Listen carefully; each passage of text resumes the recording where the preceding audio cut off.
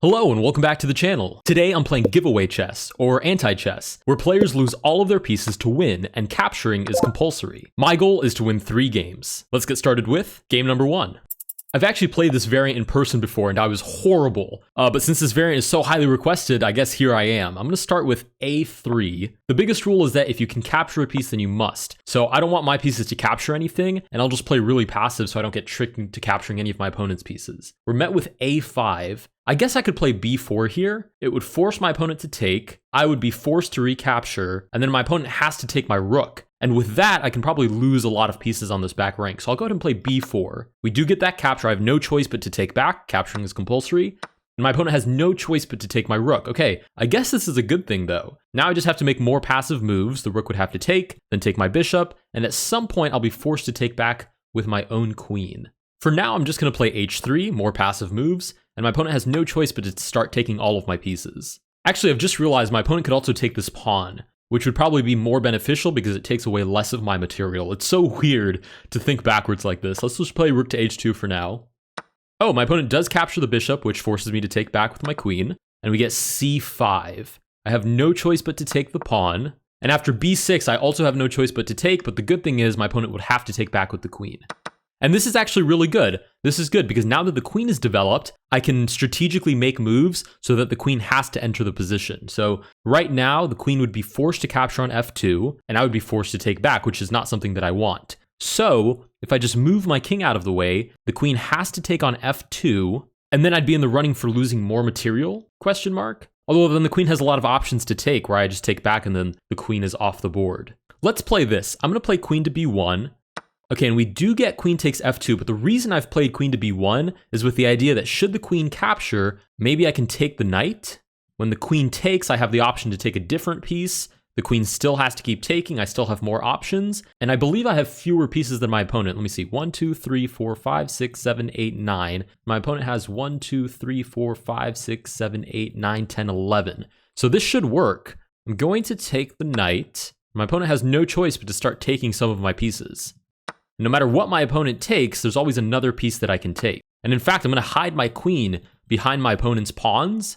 That way the queens can never actually see each other, which could be a problem at some point. So I'll take the king next. My opponent has to take this pawn or the king, and then there's always another piece my opponent can capture thereafter. So we'll take the bishop. And if my basic algebra from elementary school still works, then I think this plan is perfectly fine. Oh, my opponent takes back the queen. Okay, interesting. So now I have to take back. Okay, wait, maybe this isn't so good. Okay, I'll take with the knight. Because I guess the knight is probably the weakest of those pieces, and now I have to take the pawn on G5, which is not great. It's not great, but I guess my opponent has to recapture. Actually, that's a good thing. No, never mind, that's a good thing. It's very, very hard to think in this variant. Okay, I have to take this pawn. There's no other move on the board. Rook to G2. Looks like I'd have to take the rook, but I can actually take this pawn, forcing my opponent to take on C2. Okay, now I have no choice but to take the E7 pawn, which is quite frustrating. I also have 23 seconds on the clock, which is not a lot of time for how much backwards thinking I have to do. Okay, I have no choice but to take the pawn. And rook to D8 loses me the game. We've lost the game. First game out the window, that's not completely surprising. Our opponent offers a rematch. Sure, why not? Let's go for it. Maybe we can learn something along the way. I'm not even sure what I really did that was wrong in that last game. I guess I miscalculated that my opponent always had the recapture. My opponent starts with D4, which is right away very suspicious. I'm going to play E5 and force my opponent to take my pawn. And then queen to F6, force my opponent to take my queen. What is this? Okay, queen takes D7. I do have this on the board, which would force my opponent to take something else, but then I might have to recapture that queen, which would be quite awful. Okay, I'm going to take the queen and then just recapture the pawn, and then we should be roughly equal. So this should be totally okay for me. Okay, bishop to H6 forces me to take the bishop. No, this is not roughly equal. Terrible assessment of the position. And I've actually just realized why. It's because I've been trying to develop my pieces, and that's not actually what I want. I should have taken with the king and then just recaptured with the pawn. Okay, we get pawn to G4, which means I have to take with my knight. Pawn to H3 means I have to take on F2, but now my opponent has to take on F2 as well. So the tempo is back to me. I'll play bishop here and force give up my bishop. Okay, that worked out quite nicely. Let's try rook to G8 with the idea that if I take this knight, there's 2 different pieces that can take back. So it's a good way to get rid of some material. Okay, rook to h2, but I can still take the knight and my opponent has to recapture. Okay, that actually worked, which is shocking to me. That actually worked out. Let's see, what else? This piece is also defended twice, so I'm going to move my knight back and threaten it with my bishop. I think that might be the strategy here. Look for pieces that are defended twice, and then give away your pieces on those pieces, if that makes any sense. Rook to h3. Are there any other pieces that are defended twice here? I don't believe so. In which case, I'm just going to walk my king over since this capture is forced, right? Now my opponent is threatening to take the pawn and then I would have to recapture. So I'll move the knight away, force that capture, cool. This pawn is next, so I'll walk my king over. Cool. Now my king defends the knight, which I don't want, so I'll keep walking my king over. The knight is as good as gone. And there's really no way for me to get rid of this pawn, I don't think, where I wouldn't have to recapture, right? Even if I move the pawn, the rook takes the pawn behind it, and then I still have to recapture with my king. So instead, I'm just going to play, I'll just play a5 for now. I'm going to have to recapture anyways. It's totally fine. And then maybe I can develop my rook in such a way that I hit another piece that's defended twice. Okay, king to f2 is actually a good thing, I believe, because the bishop defends the pawn and the king defends the pawn. No matter where the pawn moves, it's also defended by another piece, so I just have to threaten this pawn now. And no matter what my opponent plays, I can give away my rook on that pawn. The last difficult part will probably be giving away these three pieces because they're very slow. Okay, I'll take. Opponent has to recapture. This is actually looking quite good. Let's play b5 now to lose this pawn. King to c6 to lose the king. And then a4 wins us game number 2. Nice. All right, my opponent offers me a rematch. I'll go ahead and accept it. I can't believe it. That's like such a huge redemption for me. I don't think... well, there's no way for you guys to understand exactly how bad I am at this variant, but I'm quite terrible at this variant. Okay, we get e5. I don't know that my opponent is... well, I guess this might be a gambit, and I'm speaking out of line here, but this seems like a piece that controls a lot of squares. Let's play f4, lose this pawn. g3, lose this pawn. King to f2, lose the king. We'll move the rook out of the way to force promotion. Promotion to a king is interesting, but there's still this capture. I guess there's a capture on f1 as well, which I would have to take back, and then there's ideas of this. So maybe it's not as great as it seems. Let's go ahead and play rook to f2, so that when I recapture, I can at least recapture with the rook. Right, if I recapture with the queen, my queen will have a lot more vision than my rook will. I know I've just pointed to a file which both pieces have equal sight over, but for example here after f5, I have no choice but to take, and a queen would have been a lot more powerful on that square. Okay, queen f6 forces me to take. My opponent takes back, sure. And I'm going to really try to work with that strategy that I did last time, where I just found pieces that were defended twice. So for this move, I'll play queen to h1, trying to hit b7. Oh, that's not defended twice. Oh my goodness, I am... what am I talking about? That's so funny. I said, I don't even know why I thought the rook was defending that pawn. I am going wacky playing these variants. That's the only explanation. Okay, now I have no choice but to take this rook. Wow, that was a terrible play. Terrible, terrible play. I would have been better off just playing like queen here. Okay, we get pawn to d5, which I'd rather take the pawn than take the knight, so I guess that's okay. Bishop takes h3. I forgot that was even on the board. We'll take the knight to lose the queen to the rook. I guess that's something else that I need to be looking out for. Pieces that are trapped, so that if you attack the piece that it's defending, there's not enough time for that piece to get out of the way, right? So you're basically forcing the recapture. The rook takes back, and I might actually still be better here. Let's play c4 to lose the pawn, and d3 to lose this pawn as well. We'll take back. Bishop to a3, force loses the bishop. Sure, I'll take the bishop. And then pawn to h6 forces me to take with my bishop. Oh, rook to g7. Okay, this just went downhill very quickly. I have to take the rook. And then knight to c6 forces me to take the pawn. And then basically this knight is going to move again, force me to take the knight. c5, sure.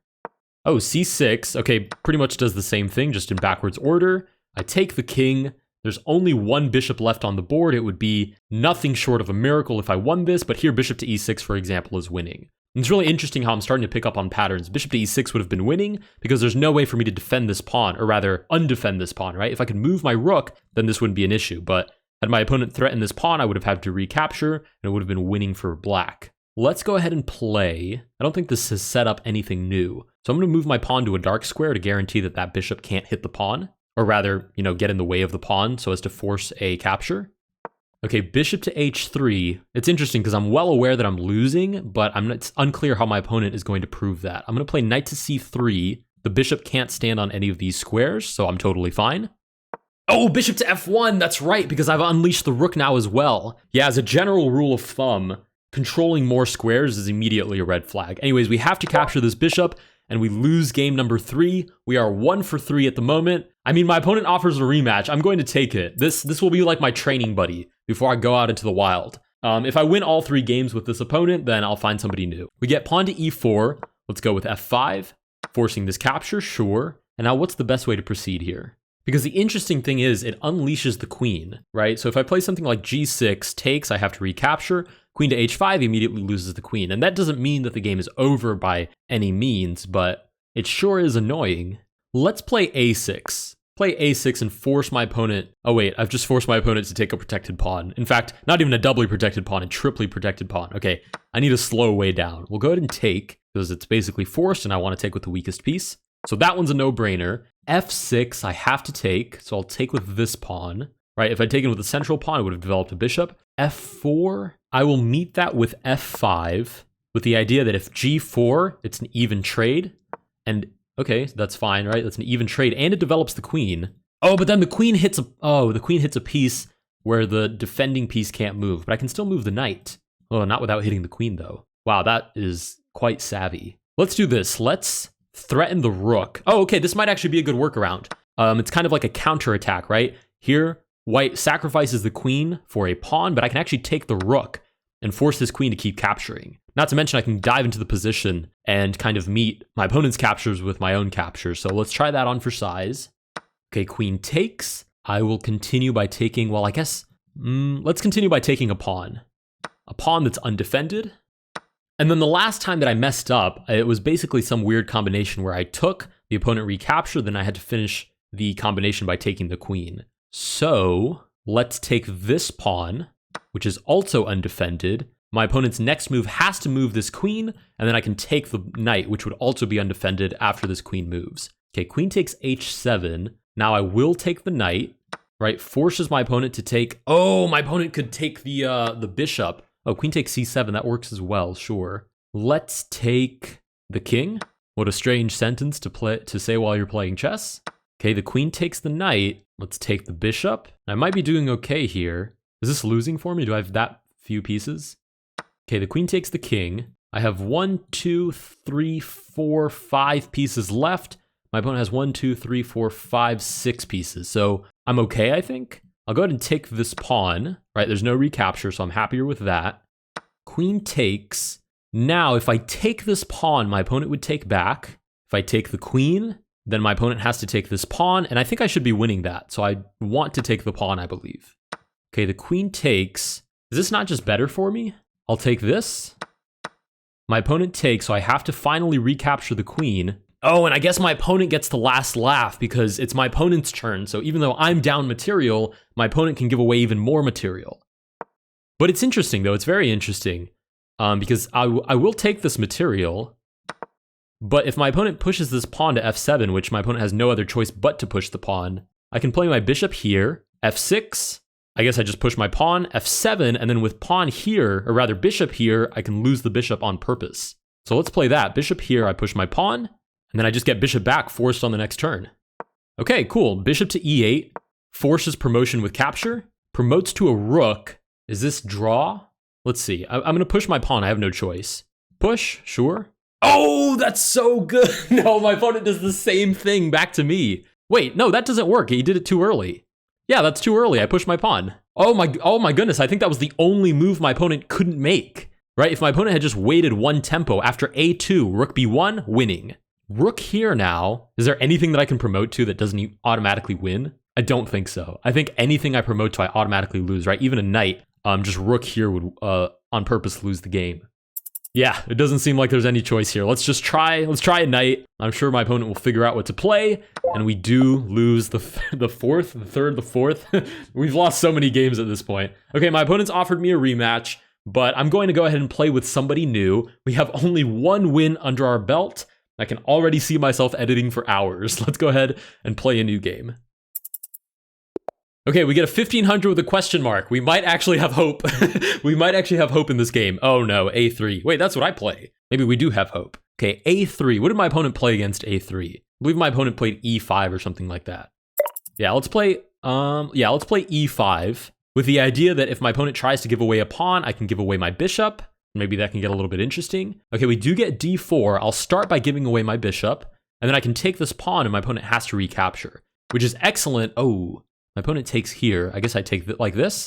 Sure. Now, eventually this is forced. I guess there's also this option on the board. Let's give my opponent another option. Let's play queen to f6. We have 3 different tensions. Well, now we're back to 2, just these 2. But we've purposely lost the queen, which seems to have worked. Let's play d5. Oh, I have to take back. That's right. Okay, I have to take back, so I assume taking back with the pawn is best. Oh, never mind. Never mind. From the perspective of restricting my pieces, yes, taking with the pawn is best, but I didn't remember that my opponent had to take here, or rather could take there. I'll take with the knight. Rook takes forces me to recapture, I believe. Okay. And then queen takes also forces me to recapture. I'll take back with my knight. And the only upside is that I'm more developed than my opponent, so I can start looking for ways to give away pieces. Right, we'll give away the knight on c5. My opponent is threatening this pawn that has a defender, so I want to remove my own defender. Let's do that by playing bishop to f5. No, bishop to h3. We'll at least give away the bishop for certain. Okay, the knight captures. Oh, okay, I have no choice but to take, but my opponent recaptures because the pawn is defended. And now let's play king here, lose the king. I guess I can recapture with the rook, so maybe not the ideal way of playing that. Okay, king to d2 forces me to take the king, and with any luck, this pawn stays where it is because I need to take something that's already defended. Okay, bishop to c6, that's perfect. I'll take the pawn, which forces my opponent to take back. And I do have to take this bishop, but once again, I'm down material. Oh, my opponent's equalizing very quickly. I have to take this knight, and I'll probably have to take a pawn here in a moment as well. Which if I have to take the pawn, then I will probably also have to take a rook. Although I guess I could take the pawn on h2. This is very confusing. Oh, that's right, I was already threatening a pawn. Okay, so rook to a1 forces me to take the pawn, and then I have to take the rook after. Okay, I have to take the rook. I have to take the pawn, and then h4 wins the game. Wow. Oh my goodness. I'm going to be here forever. We only have 1 game under our belt, and I believe I've played 5 games in total. All right, let's go ahead and play another game. Okay, if there's one thing that I've learned playing this, oh my goodness, an 1800, you've got to be kidding me. An 1800, okay, we'll play a3. Anyways, I was gonna say, if there's one thing I have learned playing this is that it's that calculation is key. We get e6, already threatening to take and then force the recapture. From our last game, we had the problem where after the capture, there was this. So I might actually be okay with allowing that. Let's play h3, force this capture, and then I can take back with the rook. Threatening to take on a7. Okay, knight to a6. I can still take, but my opponent loses more material, which is better for my opponent. And then there's this recapture. This pawn is defended, and another one of the tactics we talked about is that if there's no way for the defender to stop defending that piece, then you're probably in a good spot. So we'll play e3, threatening to capture the pawn with the forced recapture, which develops a piece of my opponent's, which means maybe I can give away some extra material.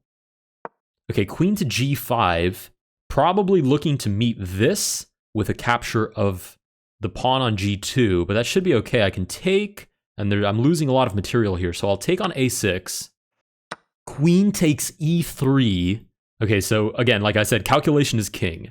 It seems to me like there's too many pieces that I can capture for my opponent not to basically demolish my king side in that time. So I'll take on c8. Okay, the rook recaptures, never mind. Okay, the rook recaptures, I guess I have to take the queen. And I have more pieces than my opponent, which might be a good thing if I can figure out how to give them away quickly. Right, because my opponent has fewer pieces, but that also means fewer opportunities to give away pieces, if that makes sense. So knight to e7 doesn't seem to create any opportunities for me, and I'm going to try not to create any opportunities for my opponent as well. Let's play knight to e2, basically as passive as I can get. Knight to g6 also doesn't seem to create any new opportunities, right? h4 is just an even trade, which develops one of my own pieces. And it looks like my opponent is looking for knight to f4. Wow, that's really interesting because now that adds another thing to the list. Even squares that are protected twice can be a bit of an issue. I'll go ahead and play knight to f4, so it's at least an even trade. And even if I pick up a free pawn, there's no way to lose more pawns after that. Right, I do have to take this pawn, but there's no way to lose more pawns. Both of these would be fair trades that would force a recapture. So I'm actually okay with that. Okay, let's play d3. with the idea that wherever this pawn moves, I can capture it, and there would be a forced recapture by the rook. Okay, rook to f8 undoes that idea, but I still have bishop to g5, which force loses this, and also opens up a file for the rook. Oh, but that's not a good thing because this square is defended twice. Oh, that's not a good thing. Oh, I've just realized. Right, this square is defended doubly by my king and my rook. Should I move my king, it's defended by the queen and the rook. So no matter what I do, my opponent can lose a rook on f1. Okay, let's play queen to f3, which forces the capture, and at least I can lose a little bit of extra material. Okay, I'll take back, and sure, my opponent can lose both of these pawns, but hopefully without too much further consequence. Okay, king to e7. If I develop my rook, then there's an opportunity to hang the king on purpose. I'm down to 30 seconds as well. Let's just move my king out of the way, try to keep my pieces relatively undeveloped. Let's play knight to c3 now because d5 allows a good trade for me. I lose more material. Oh no, d5 by itself. King d5 by itself. I forgot that the king can move into check. That's right, and now the rook just moves out of the way to hang the pawn, and this is probably all downhill from here. I'm going to try to keep my wits about me. I'm going to play with hope until the very last move, right? I'm too bad at this variant to think that I'm already losing. Okay, I have to take this. Pushes the pawn. I'd love to give away some material here, so let's just push a pawn, I guess. A3, I can force this, so I'll play D. Oh no, I have to take the pawn! Oh, how did I forget such a simple thing? It was up to me to play B3, but I guess it was defended, so maybe there was nothing there anyways. And I believe stalemate here wins the game for black as well. It does in fact win the game for black. Wow, that was a rough game, very, very rough game. That was game number 6. It's funny because more than a couple of you guys warned me that the learning curve on this is, so steep that it might as well be vertical. But wow, this is even harsher than I remember when I played it in person. We only have 1 win under our belt. Let's move on to game number 5 million and whatever it is. Okay, we get the black pieces. We get somebody rated 1560. I'll go ahead and start by giving away a pawn. And also giving away my queen, but there's this on the board, which could be interesting. Okay, pawn takes. I'll go ahead and recapture with my own pawn, I believe. And then my opponent can give away the queen on d7, which puts us back at basically equal. I guess my opponent also has the option to play bishop to h6 and kind of leave this on the table. I'm not really sure what my opponent is calculating, but hopefully it's nothing too deep because I'm not terribly good at this variant, so. Oh, you've got to be kidding me. I guess my opponent disconnected. I'm not going to count that because it's not a real win. I only have 1 actual win under my belt. But in the time that my opponent was disconnecting, I had some time to think. And if I had to guess why this variant is so hard for me, it's because it goes directly against, and obviously, you're probably sitting there like, yeah, obviously it's called anti-chess, but it goes so directly against everything that makes me a relatively strong player in normal chess that it just shatters my entire paradigm, my entire perspective of normal chess.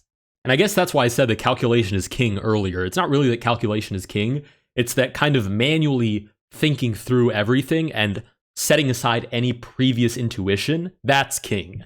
Anyways, let's move on to another game. All right, we get the black pieces again. Finally, another 1500. We get e3 for the first move, probably trying to set this up, but I'll play b5 and at least give away a pawn in the process. And now I can set up a fair trade. I can play bishop to a6, which means that at the end of all of this, I've developed 1 piece, which is kind of a red flag, but I've gotten a fair trade. Bishop takes d7. Oh, wow, that's really good. Right, bishop takes d7, a triply defended pawn. So I guess I have to take back. I'll take back with the king since it is the weakest piece. Pawn to c4, I'll take back. Queen to b3 forces me to take, and then there's this recapture, and then there's this threat as well. How am I already losing? That was incredibly fast. I guess this probably wasn't the best move. I should have taken with the queen to attack a pawn that's defended multiple times. Okay, that's the new thing that I'm going to start playing with. I'm going to look for ways to attack pieces that are defended multiple times. So right now, I've already messed this up, but I'm going to play king to king to e8. I'm going to play king to e8. There's this capture, but now I can take on d2. My opponent can always recapture, but then I've at least lost the queen, and then I just take back the rook. On the other hand, my opponent can take the rook, and then I guess I will just keep looking for pieces. Okay, king recaptures. I have to take the rook now. Knight to a3, I have to take the knight, but I actually lose more material than my opponent there, so that's actually a good thing, I believe. Okay, this bishop has no way to stop defending this pawn on the next turn unless the pawn moves, so I'm going to play e6, looking to sack the bishop on a3. Okay, king to d3 allows that, so I'll take on a3, forcing the recapture. Then I can play c5 and hang the pawn. And now I can also play king to f8, which hangs the king. Okay, this is actually looking up. I'm forced losing these two pieces as well. So let's play knight to d7. Actually, no, knight to d7 would defend f6, and I want to give away a knight there. So let's play knight to c6 instead. Has to take this. Great. We'll play h5, which doesn't create anything new. This is still a forced capture. Then we'll play knight to e5, which forces this. Knight to f6, which forces that. e5, which forces this. And then f6, which forces that. And then h4 wins us game number 2. Oh yeah, I'm actually so happy with that. All right, we have 2 games under our belt. Finally, we're in the home stretch. We need 1 more game. Let's move on to game number whatever this is. All right, we get the black pieces, and our opponent's rated 1590, so my opponent's been around. f3 is a move I have not seen before. Let's play d6, and my idea is bishop to h3, right away losing material. Okay, knight to h3, my opponent forces a fair trade, which is quite clever. My opponent recaptures. Are there any more passive moves that I can make? Well, actually, no. Let's go back to the I guess you can call them concepts that I've been picking up along the way. I want to attack pieces that are already defended, right? This pawn is already defended by this bishop. This bishop cannot move off this diagonal in 1 turn. So I'm going to play queen to c8, hitting the pawn. Very nice. Okay, rook to g1. This is kind of like a counterattack. If I take the pawn, my opponent can take my pawn. I win the rook. My opponent wins my queen. I give away the bishop, my opponent wins the bishop, and I can give away the rook on the next turn. So actually, I think that's better for me anyways. And like I said, calculation is king. Intuition, out the window. This is anti-chess. This is another universe. We'll take back the rook, forcing the queen capture. Nice, we'll take the pawn, forcing this capture. And now no matter what I move, my opponent has to take this pawn as well.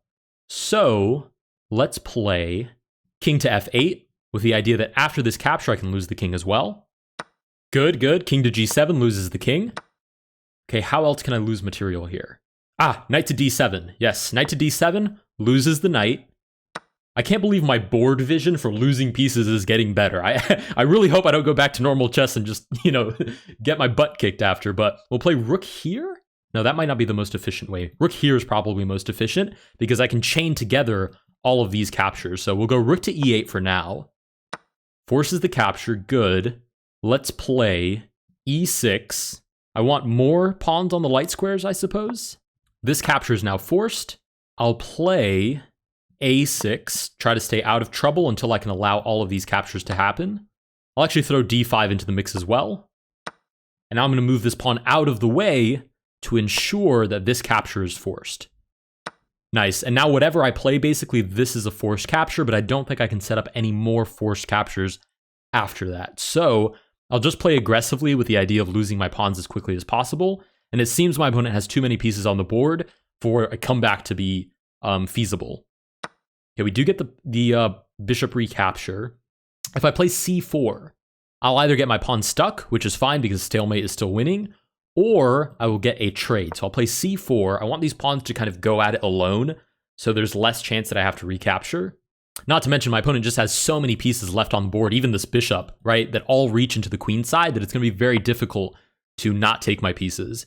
So there's a forced capture here one way or another. Okay, the pawn recaptures. I'll play b5 with the idea of b4. If c4, I do have to take, but then c3 is also threatened, and then we're back to square one where c3 either stops my pawn or my opponent allows c3 and takes my pawn. We're so close. I'm literally twitching my leg extremely quickly because I thought this video was gonna be hours long. Okay, bishop here, c3. We are so close. I don't think I can mess this up, but at this point, I believe just about anything. We get knight to c3, pawn here. We're threatening this, so I suppose my opponent has to move the knight. Oh, and we get stalemated. Yes. Yes, we win our third game. Oh my goodness, it finally happened. Oh, we've won 3 games of giveaway chess. I'm so grateful. I'm so grateful. And also, I just want to quickly shout out those of you that have been requesting anti-chess, but also leave a couple of tips, right? Because, you know, some of you guys just said, hey, the learning curve is going to be steep, you know, and I appreciate the forewarning. And some of you actually left a couple of tips on how not to get your butt kicked so hard. Unfortunately, despite your best efforts, and I really did appreciate your support, I did get my butt kicked anyways, but we did walk away with all 3 victories. Very, very happy with this. If you guys did enjoy this video, please consider liking and subscribing. Let me know down below if you particularly enjoyed this variant, aka watching me get my butt kicked, or if there's any other variants that you guys would like me to try, and I will see you guys in the next one.